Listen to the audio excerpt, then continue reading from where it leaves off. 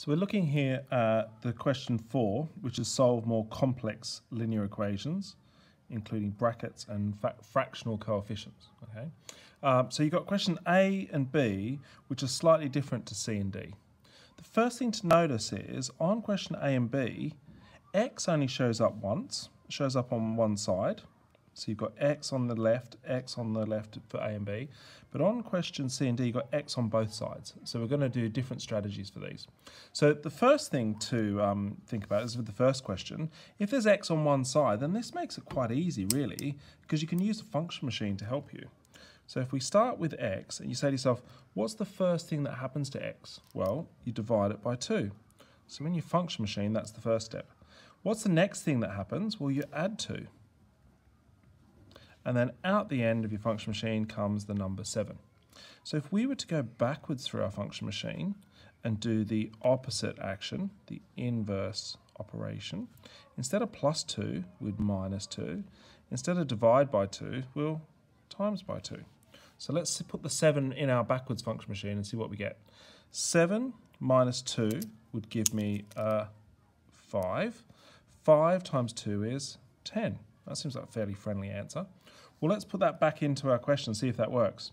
If x was 10, 10 divided by 2 is 5. 5 plus 2 is 7. Excellent. Okay. Now, if you're familiar with function machines, you might be able to just jump straight to solving this with the balancing method. So you'd look at this. You know that minus 2 is the first step. So we take 2 away from both sides. The next line of my equation is going to have x over 2 plus 2 minus 2 disappears, equals 7 minus 2 is 5. Okay, so what am I going to do? If I've got x divided by 2, the next step was to times by 2. So if I do 2 times the left and 2 times the right, what you'll see is 2x divided by 2, well, the 2 divided by 2 cancels out because 2 divided by 2 is 1, so I'm left with 1x. And on the right-hand side, 5 times 2 is 10. So I've got the same answer, but this one you could either use a function machine or you could use the balancing method. And the important thing is the function machine tells you what to do and in what order. Minus 2 first, then times by 2. So let's have a go at the next one. First of all, let's build our function machine. We start off with an x and we say, what's the first thing that we do to x? Well, we're timesing it by 3. What's the next thing we do? Well, we add 42. And then finally, we're going to divide by 9. And I've run out of space here, but let's cheat. And then out the end of my function machine comes the number 9. So if I go backwards through my function machine, instead of divide by 9, I times by 9. Instead of plus 42, I minus 42. And instead of times by 3, I divide by 3. So let's see what would happen if we went through this process. 9 times 9 is 81. 81 minus 42. 81 minus 40 would be 41. 41, so then 41 minus 2 would be 39. Okay. And then if I get 39 and divide by 3, I know that that's going to go, well, 3 into 30 goes 10 times. 3 into 9 goes 3, so that's 13.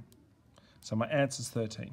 So using a function machine, even though this looks complicated, the function machine will give you an answer. X equals 13. Let's do it now, however, using the balancing method. The function machine tells us what we need to do and in what order. The first thing I'm going to do is multiply by 9. Then I'm going to subtract 42. And then I'm going to divide by 3. So let's do it over here.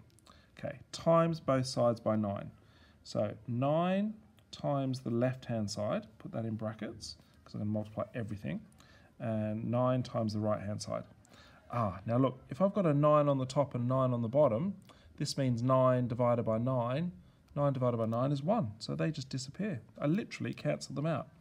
And all I'm going to be left with on the left-hand side is 3x plus 42.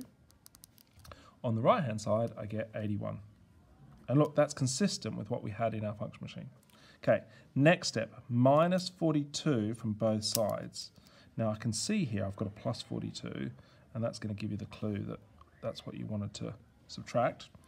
3x plus 42 minus 42, Well, that's just going to leave me with 3x. 81 minus 42 is 39. We did that at this step over here. And then finally, I've got 3x is 39. Now I'm going to do this divide by 3. Divide by 3, divide by 3. Now remember, if you've got 3 divided by 3, that equals 1. You can cancel them out, and it just leaves you with x. 39 over 3 is 13. So that's question A and B, and we'll do C and D in the next video.